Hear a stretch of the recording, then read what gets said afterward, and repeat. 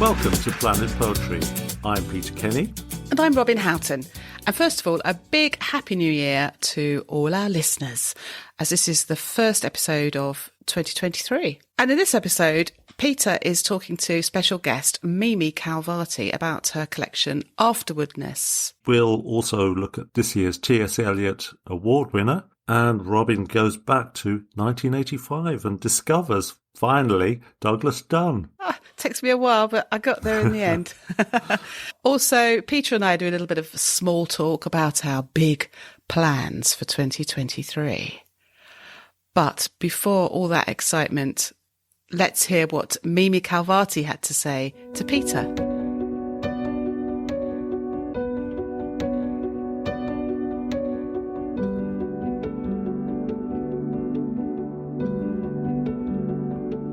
Mimi Khalvati was born in Tehran and grew up on the Isle of Wight, where she went to boarding school.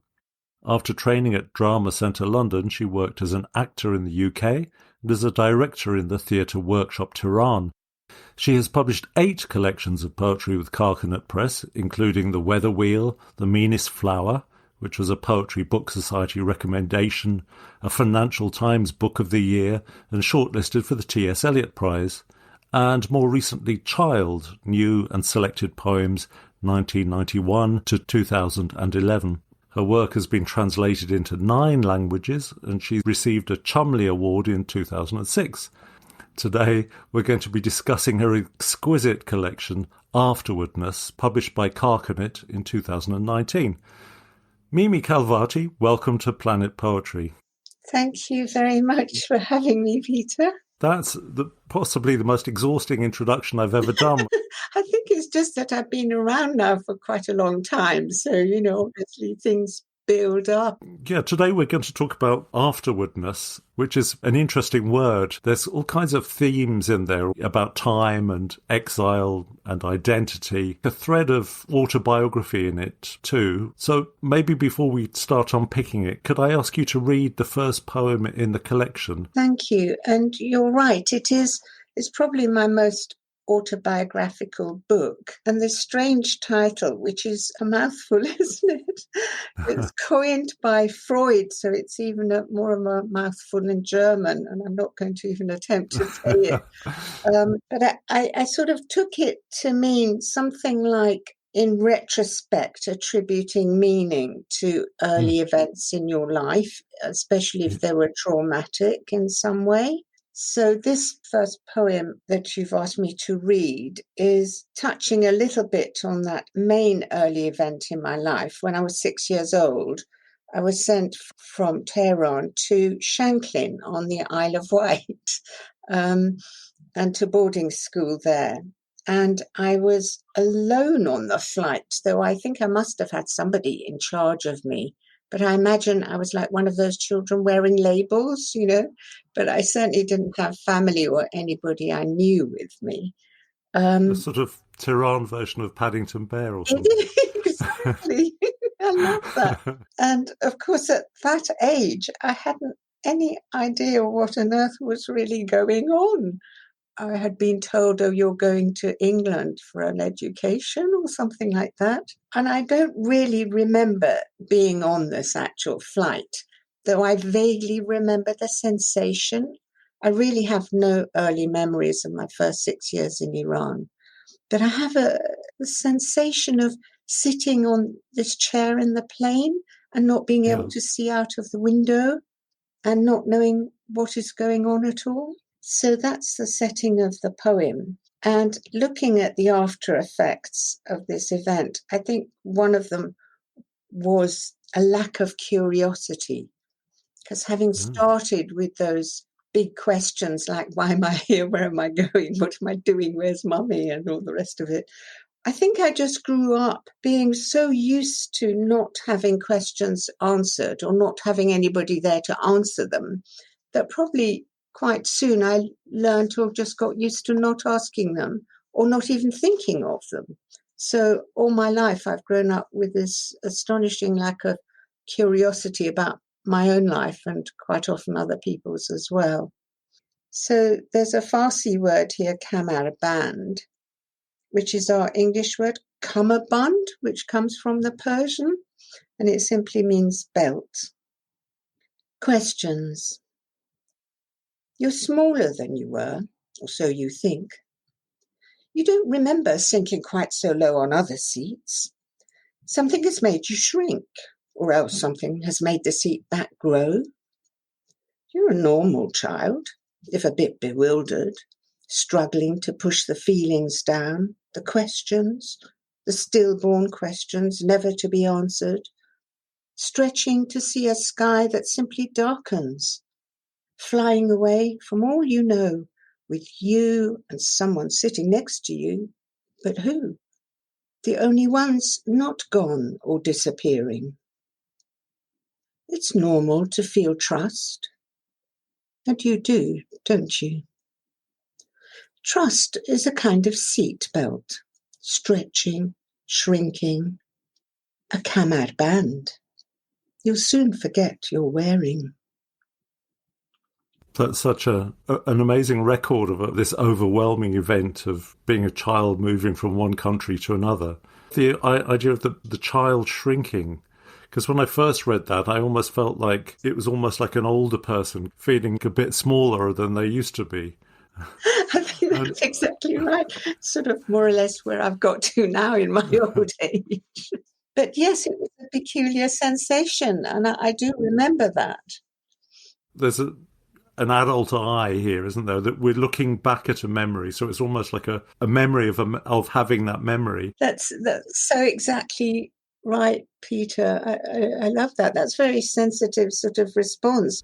I found it really intriguing that you say it's normal to feel trust. It's one of those lines that you just drop in from time to time that sort of seems quite innocent when you first catch it out of the corner of your eye. But the more you think about it, the more kind of bamboozling it gets. You know, what were you trusting in? Yourself or just... It's a very good question. Of course, it's a statement that isn't particularly true or necessarily true. Yeah. But I suppose it's me as an adult looking back, thinking back to that child's self and perhaps trying to reassure that child in some way. And I think it's that just general trust that, well, when you have no idea what on earth is going on and what you're going to do and where everybody is and why you're here and why is it so dark and so on. It's just that general trust, I suppose, in your family or where you came from that, they will reappear or it will be all right in the end.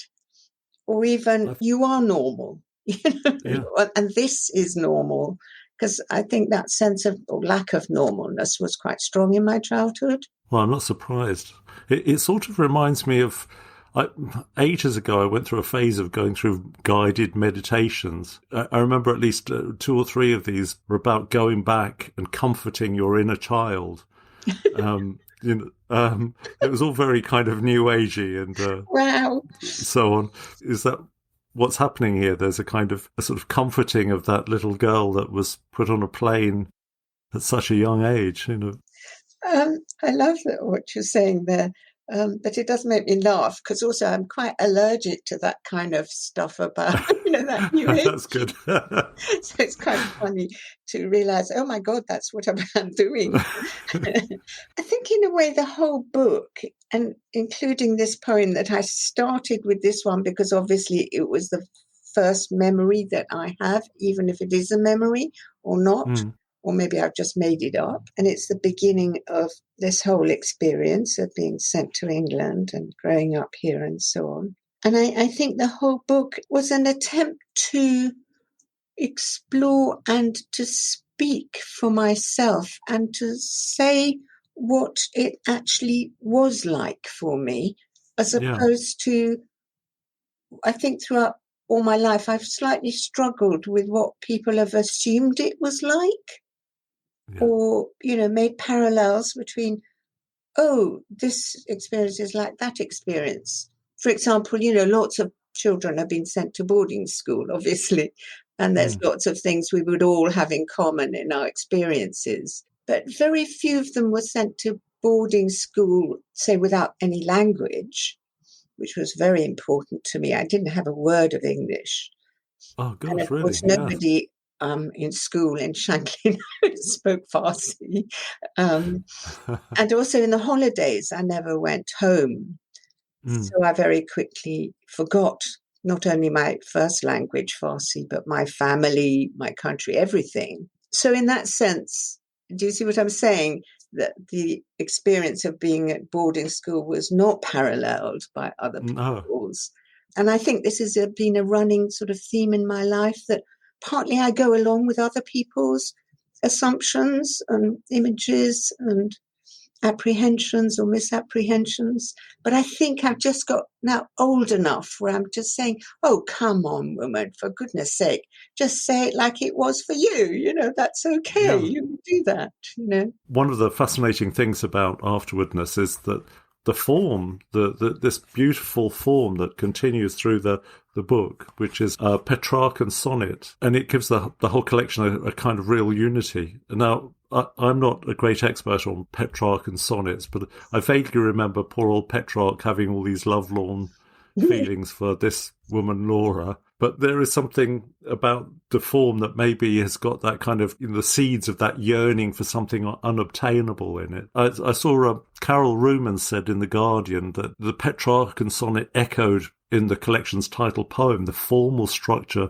of an Islamic garden, which I thought was in the poem Afterwardness itself. I love what you said about that, you know, yearning for something unobtainable, because I think that's maybe a sort of keynote in my life, but also maybe why I write or wrote in the first place, and also the core of my actual poems is this sort of sense of a lost paradise, a lost maternal paradise, because I think in Iran I was mostly brought up by women, you know, my mother, my grandmother, my great aunts, and so on. So yes, it is, I think, that yearning, and that something unobtainable is that void in the middle that is the loss of language, of culture, of family, of the country, and of identity, all of that. I hadn't associated the Italian or Petrarchan sonnet with that, but I think, you know, I love that. That makes sense to me. And how it happened was actually, you know, as these forms always happen for me, is accidentally. The first few poems I was writing just sort of came out as sonnets, and at one point I thought, oh no, the whole thing's going to be a sonnet sequence. And then a bit further on, I thought, oh God, it's going to be book length. Oh my God. So in a way, it was against my better judgment and instinct that's how it happened. But I do know that, I mean, I love the Italian sonnet and working in it in the way that I don't at all the Shakespearean or English sonnet, which is much more hard-edged, more like cabinet making, you know, everything has to dovetail and go clickety-click kind of thing. Right? Yeah. The Italian sonnet to me is more mercurial, more changeable, more fluid, more Italian, more organic, you know, in some way. And yes, interesting, Carol's comment that it echoes the structure of the Islamic garden, which certainly lies behind that image of the Islamic garden, is featured, I suppose, in that title poem. Would you like me to read it? Absolutely, yes. So again, there's a word in Farsi, which is exactly the word for the Islamic garden. It is chahar bagh. Chahar means four, and bagh is garden. So it's four garden, or a quadripartite garden. It's a garden divided into four segments by paths or rivers. And that is the original model, Eden, paradise. Afterwardness. An 11-year-old boy from Aleppo, whose eyes hold only things no longer there, a citadel, a moat, safe rooms of shadow, afterwardness in his 1,000-yard stare. Years later, decades even, might turn around to see through the long tunnel of that gaze a yard, a pond, and pine trees that surround, as in a chahar bagh, 4 branching pathways. Where do memories hide?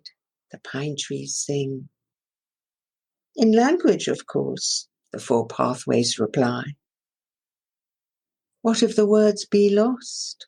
The pine trees sigh. Lost, the echo comes, lost like me in air.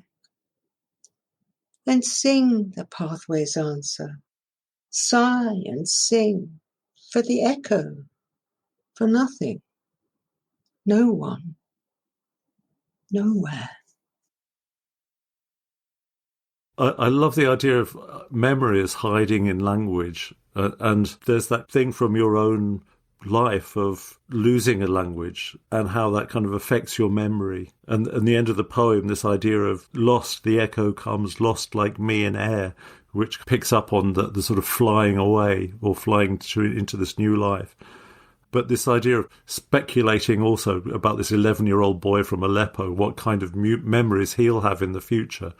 It's just so rich a poem. What role does memory play in your own life? It's a recurring theme? Well, it is. I think bad memory is the recurring theme. Because as you've implied, when I lost my language Farsi, I think I lost all the memories that were encoded in that language. Because it's very strange that I literally do not have any memories up to the age of 6. And I reckon that it was because those memories were in Farsi, as it were. If I'd lost the words for things, then I lost the memories of those things. And then I think bad memory became a kind of habit, along with this thing of not having the answers to those biographical questions. Like, for example, I don't know why I was sent to England at that age. I don't know when my parents got divorced because I wasn't there. All the things that happen in your personal life. I didn't really have the story. And I was thinking about in our age of, these mass migrations and displacements and so on, that now there must be many, many, especially children, I think, who will be in that situation. They'll have no memories of where they came from or their first languages or their cultures or the story of their lives in a way.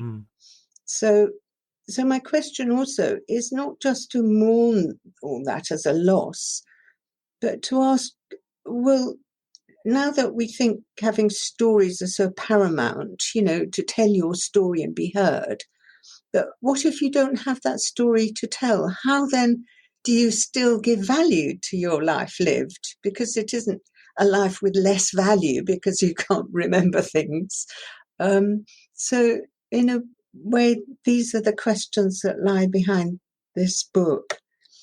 And also, I think I was asking myself, well, that poem revealed to me that, the question's always in my mind, well, who exactly am I writing for? Who is my tribe? And of course, the answer in that poem is rather sad answer is, well, just write for the echo, for nothing, no one, nowhere, Because I think so much of who we are is founded on memories that we have as young children. I've been thinking about this a lot recently. And when, false memories and memory is so unreliable, or in your case, almost absent from the age of 6, that kind of, how do you construct a story about who you are if you just can't remember, So exactly.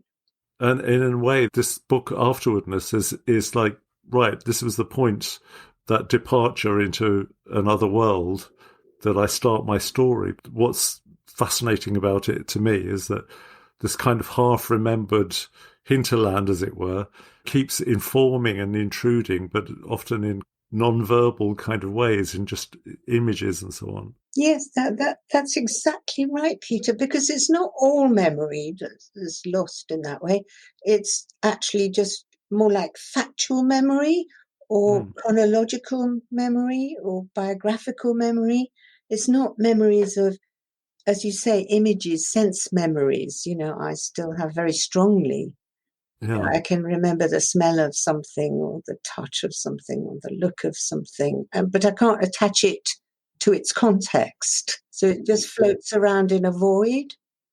Images without a narrative, as it were. Exactly. And I think that's why I really love the lyric and lyric poetry, because I think the lyric doesn't really ask for narrative necessarily. It doesn't ask for facts or biographical data or data in general. It allows you to float around in a sort of lyric void and pluck images or sonnets out of that void. And so, in a sense, it sort of validates me, although this way of living a life. It says, that's okay, you can do it that way too. Could you read background music for us? Background music. You may be in a cafe reading when, after the intro, Billie Holiday and Easy Living lure you out of Walden and swing you in a trance out of the cafe.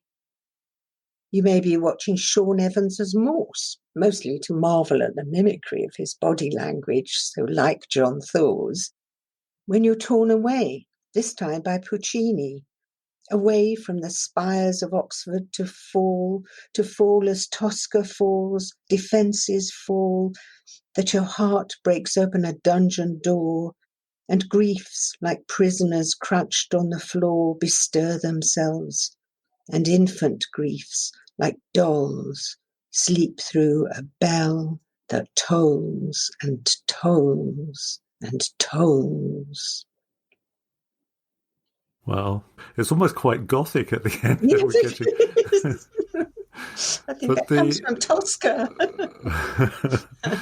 I mean, this is all that sort of Proustian stuff about kind of involuntary memories and munching on your madeleines and so on. But here you're being triggered by various forms of art. I've read an interview with you about how much you rely on being stimulated by your reading. Have you always been so sensitive to artworks of all kinds?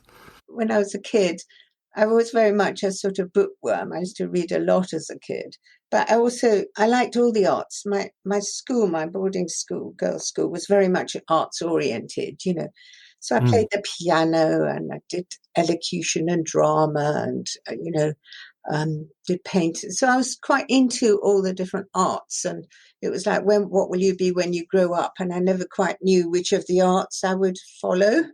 But ended up going for theatre and going to drama school.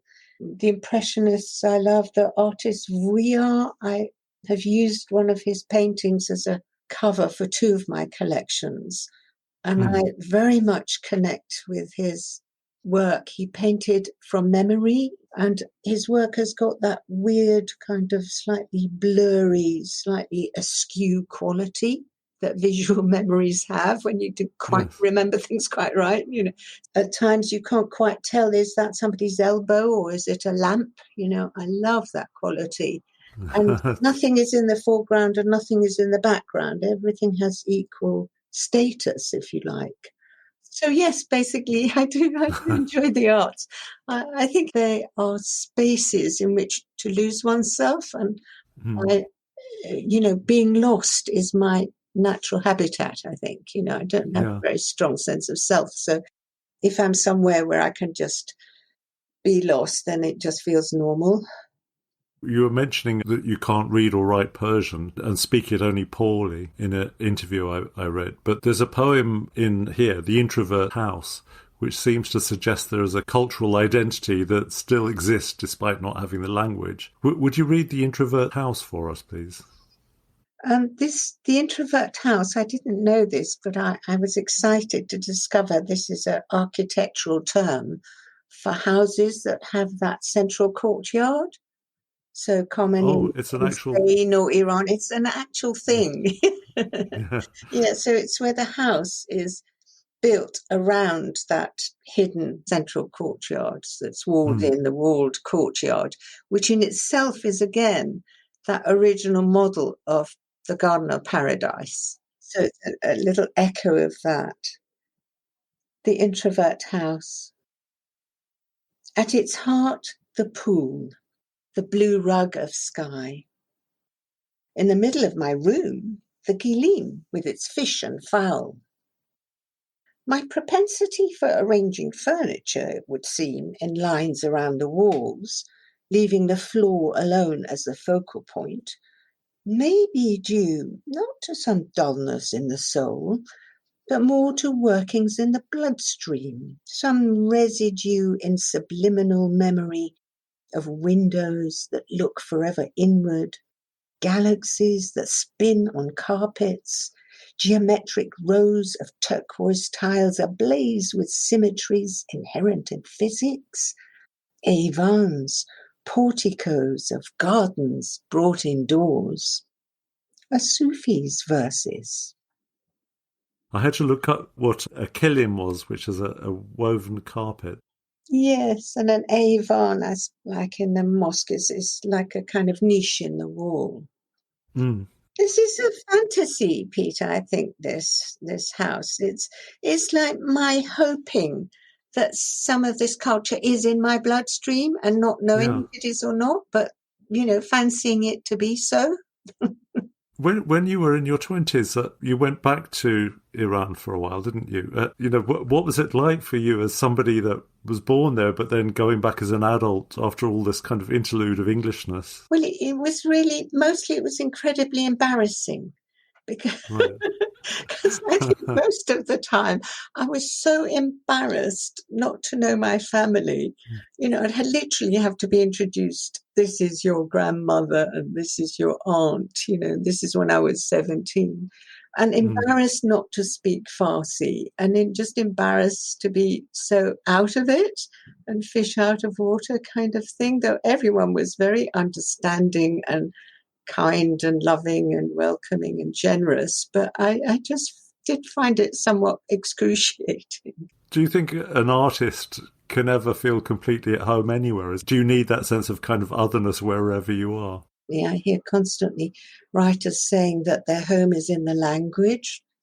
Yeah. And I used to think that and say that as well. Whereas now, actually, I don't buy that. I think, no, it's not. It's not enough. I want a home that's got actual walls and, a fireplace. I think back to your first book in white ink and like the first poem in that collection, Woman, Stone and Book. I was just checking it for this interview, and the first lines, in your carcanet career, as it were, are, "And I woke one night in tears from a terrible dream of a small stone house with a central chimney, a spiral staircase and grapes on the windowsill." I mean, it's a fine poem, but it's this kind of idea of, a dream home, a kind of, this idea of trying to pinpoint what home actually is really run through your work a lot, hasn't it? Oh my God, that is so amazing hearing you say those lines, which of course I'm completely forgotten about. I used to, for many years, have recurring dreams about homes. There were more than houses, they were homes, and they were always in the process of, I don't know, being knocked down or being rebuilt, or, there was always something wrong. But yes, I think the longing for home is always there. And this, as you say, this feeling for an elsewhere. And my elsewhere is never located even actually on Earth. I locate it somewhere in the sky. It's like beyond the sky I can see is an elsewhere, although I don't feel particularly mystical about it. Your poem Scripto Inferior picks up on that theme a little, I think. Oh my goodness, I'm so amazed that you're picking this poem, which I considered completely impenetrable. And when I wrote it, I thought, well, no one will have the faintest idea what I'm talking about. But it felt important to me to try and write in a poem what I'm trying to write about in the book. And the scripto inferior is actually the name given to the traces of former text on palimpsests, on the papyrus that used to be washed so it could be reused.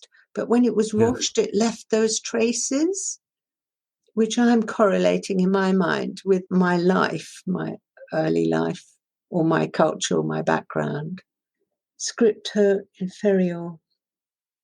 To know your story is to understand not only who you are and where you come from, even if some imaginary homeland is all you know shall ever know of home, but is also to understand the nature of story, how to prime a palimpsest for all successive stories, how to ensure reference points gain valence from the first, hence a love of narrative, and a mind with an ingrained habit, established by the underwriting of your own life story, of near total recall. It is unkind to foist on one whose underscript is less determined and who might feel envious. This line, some imaginary homeland is all you know, shall know of home. It spoke to me a lot as well. This poem came out of not a very nice feeling on my part of envy when people tell you about their families in great detail. Yeah. And, you know, what their uncle did, and that sometimes there's a feeling of, well, just plain envy coming over me. Don't tell me your stories about your family. I haven't got any, you know, which is not true, of course. I do have some.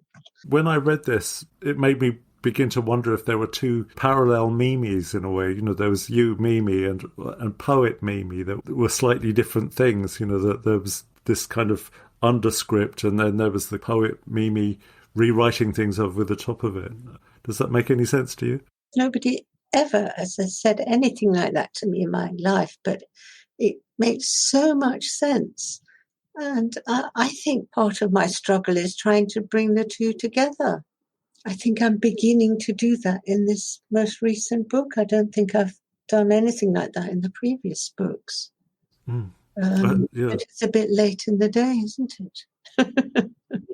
You're well known for your sort of championing of the ghazal and your collection, The Meanest Flower. I want us to go back in time to that and ask you to read a poem called Ghazal of Ghazals. It's a word connects to our word gazelle. So the ghazal, yes, it's sometimes been described as the cry of a wounded deer. Oh, It always crikey. reminds me of Frida Kahlo, actually. Yes. Or talking to women in Purda. You know. This short ghazal is dedicated, well, it has a quotation from Agha Shahed Ali, who was an American poet, much mourned by many American poets who he introduced to the ghazal and published in an anthology of ghazals by American poets. He was born in 1949 and died in 2001. Yes, so. He died rather prematurely and very sad. He was very, very loved. And of course, he wrote beautiful ghazals himself. But the poem is addressed to Archie Markham, who was my partner for many years, and he also died prematurely. Ghazal of Ghazals. Oh, sweetheart, you have sent me a book of ghazals. You have sent me a bough and a brook of ghazals. I have even become tears to live in your eyes. Let me live in their look of ghazals. Shahed is dead, great poets dying, but his swan song is hung on the hook of ghazals. May the rarest editions of love bring us both to a shop with a nook of ghazals. If love's too dear, Mimi, then wander, penniless, in a long, empty souk of ghazals. I'm left with the feeling that the poet, you call yourself Mimi in it, but that sense of being kind of wandering in a hall of mirrors in a way, you know, just wandering along a long empty souk of ghazals, you know. I was trying to really discover, you know, why poetry is so loved in Iran and so known by people who are even illiterate. You know, so taxi drivers will quote you great long chunks of Hafez or Rumi or whoever. People constantly refer to it. And of course, I can't read the poetry in the original language. So in a way, I was trying to discover, especially with Hafez, who's the greatest and perhaps most loved of the lyric poets, particularly in the ghazal form, what it is that speaks to people. So even today, after, this is a 10th century form, speaks so beautifully, so achingly. And that's what started me off trying to write them. We're going to return to Afterwardness. I'm going to ask you to read the final poem, which is Vapor Trails, which neatly draws the circle to the first poem. Yes, it comes back to air travel, aeroplanes, airports. Vapor trails. Staring up at pure blue from down on earth, we see them shining in the firmament, the jets, the contrails, gliding back and forth like deep-sea fish, soundless and innocent. Their exhaust particles and frozen vapors show us graphically cause and effect. In the silver bullet-nosed jets, the cause. In trails, like spinal X-rays, the effect. It only takes a trigger, a single flight in childhood, for example, early trauma, to stretch the bare bones of the aftermath into a lyric void beyond the finite and knowable, a via negativa, cruising at altitude on plumes of breath. Wow, what a beautiful way to tie up. The more I read that, there's a kind of upside downness about everything. You've got the images of planes like fish, and then there's this idea of the vapor trails. It's a sort of that sense of where people have been. That's the thing about those planes, isn't it? You can see where they've come from in a way for a while. You're talking about the via negativa, which seemed to me had a sort of resonance with the scripto inferior poem. What for you is the via negativa in this? It does connect in my mind with negative capability. So I was thinking actually about poetry, the whole thing of the childhood and the after effects, the whole idea behind afterwardness. I think it's trying to grasp at the positive aspect, not just living with, but writing out of a kind of void where you don't know things, where nothing is certain, where everything melts somehow, like the vapor trails. You can't grasp it, and yet it is there. It's there on the breath. It's there in the traces, like the spinal X-rays, even the traces of harm or of damage. And the ending, cruising at altitude on plumes of breath. That's what poetry is in a way. Well, I think it was my sort of a description of the lyric. Yeah. Well, Mimi Khalvati, thank you so much for giving us your time for our podcast, Planet Poetry. It's been an absolute delight talking to you. Thank you so much, Peter. It's been lovely to talk to you as well. And thank you very much for having me on your planet. It's a privilege.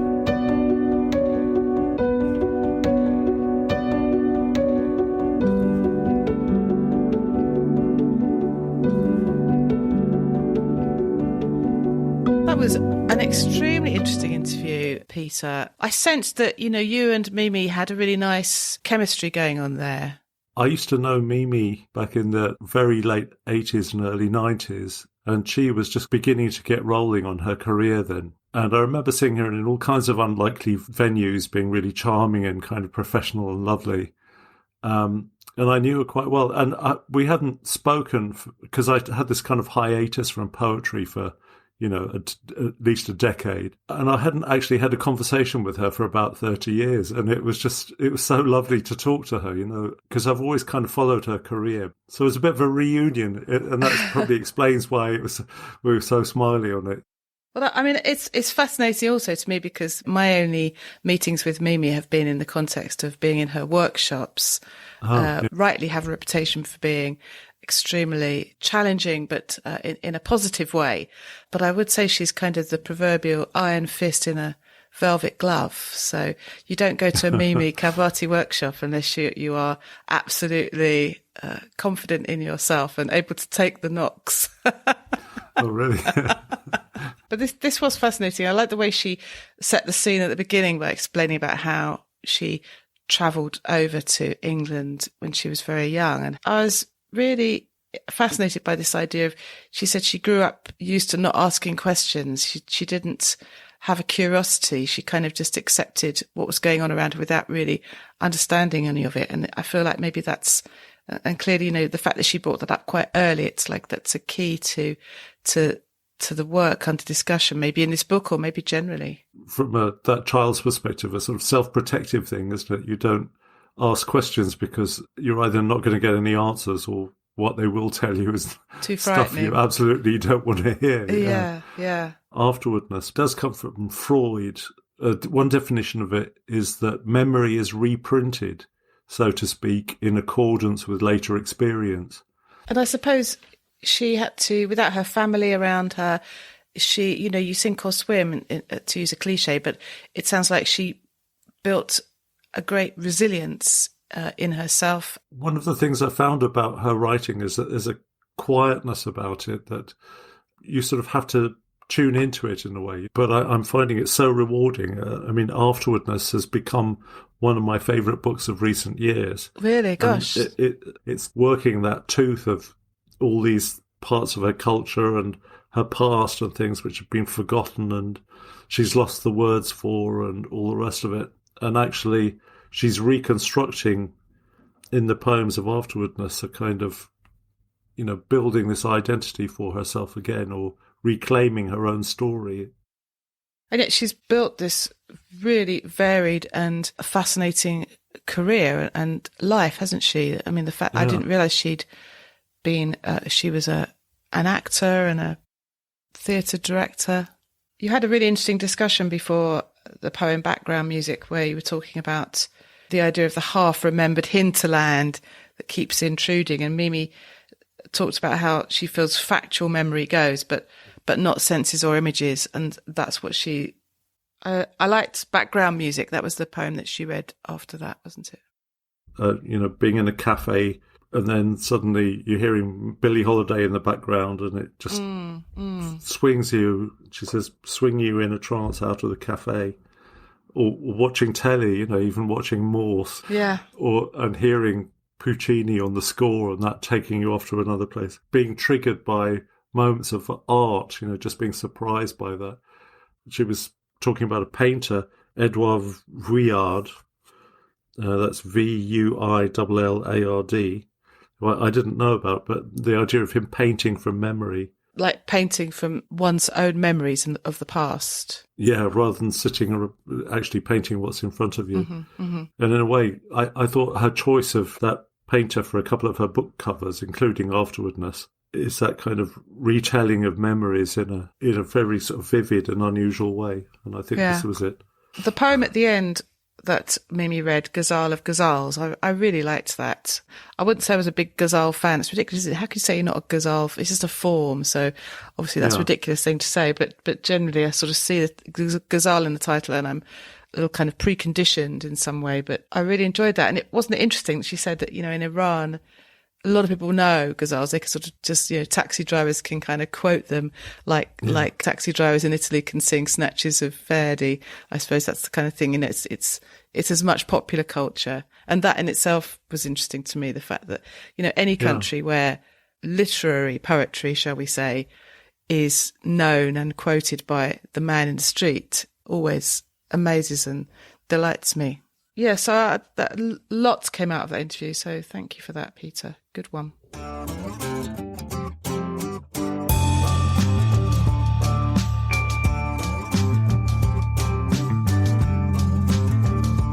So it's that time of the show when we talk about what we've been reading. So what's been crossing the desk of Robin Houghton lately? Well, I was reading the winter edition of The Dark Horse. Oh, yes. Yeah. A fine magazine. And on the cover it says it's looking at two things. McDermid at 100, which I'll come back to another time, I think.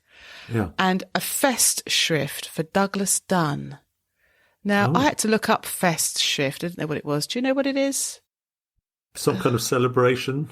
Yeah, exactly. It's apparently it's a sort of an academic thing where colleagues, friends, students are invited to contribute essays or thoughts on someone who's had an eminent career in academia. And so first of all, I thought, oh, Douglas Dunn, he must be dead. But poor man, he's not dead at all, because this is a Festschrift. So it's a celebration of his 80th birthday, which was last year. But although I'd heard the name, he's not a poet that I'd read at all. And I feel a bit ashamed to say that now, but that's silly, isn't it? One can't read everybody. But Douglas Dunn. So I was reading these essays, and some of them are quite entertaining, you know, that people who were his students, or there's quite a funny anecdote from somebody about how he'd picked up what he thought was a signed copy of one of Douglas Dunn's collections, and then when he was a student, he sort of triumphantly presented him with this book. Says, "Look what I've got," you know. And actually, Douglas Dunn, he just kind of didn't say anything, but he just signed it again himself, and he said, that is not my signature. I did not sign it originally. Like a fake Douglas Dunn had signed it. But no, there's some serious essays from, you know, Don Patterson. It's funny, I always struggle to understand Don Patterson's prose. His poetry is much more lucid. Isn't that funny? In my mind, because I don't have the sort of brain that can process his erudite thoughts. But there's essays from people like Richie McCaffrey, Catherine Gray, Kathleen Jamie, and so it was interesting really to read about this man and his work. And there's also some people who've written some poems, you know, in celebration of or after some of his work. And I really liked there's a sequence by Rachel Boast for Douglas Dunn, and I really enjoyed that. So it made me think, right, you know, one collection that was mentioned many times by people was Elegies, which I think is perhaps his most famous collection. It's what I've read. Do you know it, from 1985? Yeah, I bought it sort of at the time. And did you? I remember just absolutely being blown away by it, because it was written after the death of his first wife. Yes. And it was just full of grief and coming to terms with things. It just felt so real. I was probably the book from the 1980s I remember most, actually. Really? Yeah. Yes, just brilliant book. Terribly moving, isn't it? And as you say, quite raw. And I don't know, he seems to somehow go through. It's not just a sort of exploration of grief. I don't know, it seems to be more than that. He goes through every stage of dealing with this dreadful thing. And they were both in their 30s, I think. Yeah. When she died. So there's quite a number of there's a number of sonnets, but some of them are longer poems, and they're almost like short stories. I mean, I don't mean they're written in prose, but you know, just the whole process of him having to register the death, that's turned into this extraordinary poem, which leaves you just thinking, you know, how do you cope with it all? It's tricky choosing something because. You know, some of my favourites, I'm not sure if I could really read them without feeling myself welling up. But there are quite a few poems that draw this picture of her not being able to leave her bed. And in this one, a friend has made a mobile, you know, to dangle from the ceiling. And much as you might think of dangling over a baby's cot, you know, it's all of those things went through my mind. It's called Sandra's Mobile. A constant artist, dedicated to curves, shapes, the pleasant shades, the feel of colour. She did not care what shapes, what red, what blue, scorning the dull to ridicule the duller with a disinterested, loyal eye. So Sandra brought her this and taped it up. 3 seagulls from a white and indoor sky, a gift of old artistic comradeship. Blow on them, love. Those silent birds winged round on thermals of my breath. On her last night, trying to stay awake, I saw love crowned in tears and wooden birds and candlelight. She did not wake again. To prove our love, each gull, each gull, each gull turned into dove. God, that's so lovely, isn't it? That makes me want to just charge back and pick up elegies again. Gosh. It's absolutely heartbreaking. I don't mean that in a sentimental way, but there are so many good poems in here. So I'm so pleased to have, discovered that somewhat belatedly. Happy birthday, happy belated birthday, Mr. Professor Douglas Dunn. How about you? What's your reading material at the moment? Well, yesterday they announced the winners of the T.S. Eliot Prize for this year. Indeed, yes. And this year's winner was Sonnets for Albert by Anthony Joseph. And I must confess I haven't read the book until yesterday, and I don't really know much about Anthony Joseph, but I've rapidly learned about him. And he's a British Trinidadian poet, born in 1966 in Trinidad. And he's a poet, novelist, musician and academic lecturer in creative writing at King's College London. So he's one of these people that's just super talented in lots of different ways. In fact, I was listening this morning on Spotify to his album, The Rich Are Only Defeated When Running for Their Lives. Great title. Which is an album of spoken word poetry, but the music is this really cool kind of jazzy vibe. And now he's reached the top of the pillar of poetic. I can't think of anything else beginning with P. Poetic prizes. The pillar of poetic prizes. He's done that, yeah. So I've only read it within the last 24 hours. The Albert in the title is his dad, and he was a father that kind of melted away pretty much as Anthony Joseph was born, although he did keep in touch with him from time to time. But there's that kind of sense of an absence. It resonates because my own father melted away when I was 4 and I've never seen him again. So I'm quite kind of tuned into poems about difficult or absent fathers or whatever. But the book is actually full of photographs of Albert. And, is it? Huh. Which is really cool. Photos that, Anthony took when he was visiting or over there. It's really just a portrait in poem after poem of this father. And I think the sort of absence, there's that sense of, filling in spaces, romanticizing things, and, just reading lots of content from, brief meetings or just hanging out or, just small things that the father said. And it sort of builds quite an interesting portrait of this, snappily dressed, freewheeling, kind of charming to the women guy, who was also a preacher, I think. Sort of a complicated personality, and, the book sort of gets to grips with him. It's peppered with Trinidadian vocabulary. So, for example, on the opening poem, there's this line, outside the sun continued lancing the galvanize. In Caribbean, people talk about galvanize for galvanized metal for roofs and so on. Oh, okay.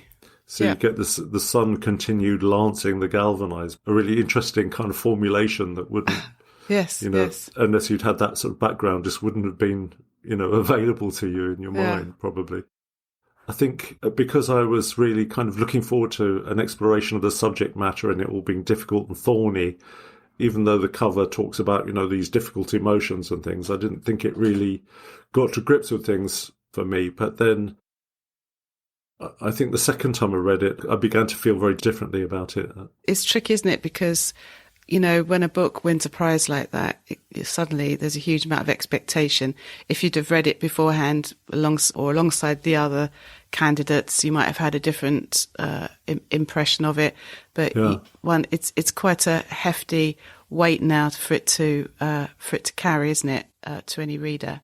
Yeah, and the sort of idea of talking on a podcast about something you only read yesterday is not something. Well, at least you're honest about it. Yeah, you're honest about it. No, that's fine. We all read things at short notice, but at least you're not sort of making out that you're a lifelong student of Anthony Joseph's work. But I'm going to read one of the poems, one of the sonnets. Good, lovely. It's called Light. Light, fill the air around these houses. May my grandmother continue to water her roses and touch the aloe fronds in her forever time. Light, as you lit the morning, my father arrived unexpectedly in his new Hillman Hunter, and Mammy ran into the yard to embrace him. And until my grandfather put wire around the veranda, I could sit and swing my legs off the banister, or from the garden spy up the thighs of my father's new girlfriend as she laughed with ankles crossed. As Albert moulded his mother's anthuriums, my grandmother fried fish, we ate. She was happy, even as she knew that later that afternoon my father would be gone again into that gone momentum. So I like this idea of a gone momentum, that sense of his father always had this kind of trajectory of awayness about him. He was always moving away and being not there and things, even though he was on an island. So it's a kind of complicated relationship. Even though he was absent, he's still present. There's still photos of the father and son. He wasn't a complete absence into which you can just imagine anything. So yeah, interesting book, and a relationship described really well, I think. It's not escaped my notice that it's January, Robin. Again. Any plans for world domination? I don't know. It's funny, isn't it? I do feel very optimistic at the start of the year, but I also sort of, each year I do feel I'm getting a little cynical about things, and I have to kind of fight that tendency. Do you find that? I think as one gets older, it's very easy to become a bit of a curmudgeon, and the curmudgeonly aspect of one's personality, you can't deny it entirely, but I just don't want it to overtake everything. I don't want it to overtake my positivity. Yeah. But sometimes I just think, But I thought what I should do to refresh my writing and, to make me fall back in love with writing poetry, because I'm a little bit sort of off it at the moment, might be just to try writing something completely different. So as you know, you and I have both made a living writing commercially, and I've also done quite a bit of academic writing, and I've written how-to books, manuals, that sort of thing. And obviously in those of blogs and things, online things. But I thought, okay, how about the one thing I've always said I would never do, and try and write a novel? You heard it first here. I haven't dared say it. I don't know. It may not happen, but I've just got this thing floating in my head. Maybe I should just make an attempt to write fiction and just see where that goes. And it may not go anywhere. But I've always said, oh no, I can't do that. And that's silly. I think it might refresh the parts that other bits of writing haven't reached. So that's my that's what I'm thinking of at the moment, literary wise. How about you? Any new ambitions or? No ambitions. I'm interested by you plunging into prose, because I've over the years, I've had quite a bit of prose published. I dabble in all kinds of things. You have? Right? Well, no, but you not just dabble. I think people don't know this, but you have written some very successful short stories and plays as well, haven't you? But both genres I've never had the sort of guts to touch. Different parts of my personality come out in the forms I'm using. So when I write plays, I only ever write comedies. And the last sort of half dozen or so short stories I've had published have all been horror stories, and kind of full of anxious... Sort of psychological horror. Sort of horror, yeah. Is there a lot of gore and death? No gore, no, I hate gore, but just people teetering on the brink of madness. Writing in completely different media, I think sometimes give you the opportunity to be a different person in a way. That's interesting. So it'd be interesting to see if you find exploring prose a way of, exploring a different part of you. Good. Yeah. I feel positive about it then. What about you? Any big plans? I've always got my secret ambition, which is to get my wretched collection accepted somewhere. And I've got sort of one collection that's kind of pretty much there. Excellent. And I'd like to complete the other one and just sort of punt them out, see what happens. Oh, well, best of luck with that. Yes, I Yeah. think my long-awaited, what do they call it? A long-awaited collection. I think we'll all be waiting for that till the end of Kingdom Come. I'm a bit off with collections at the moment. Why do we have to put poems into a collection? That's my question. All I ask in life is a book of poetry with my name on the spine. Oh, yes. And I just don't, if somebody offers me a book of poetry with no spine, That would be the end. A spineless collection. You can see the reviews. Spineless.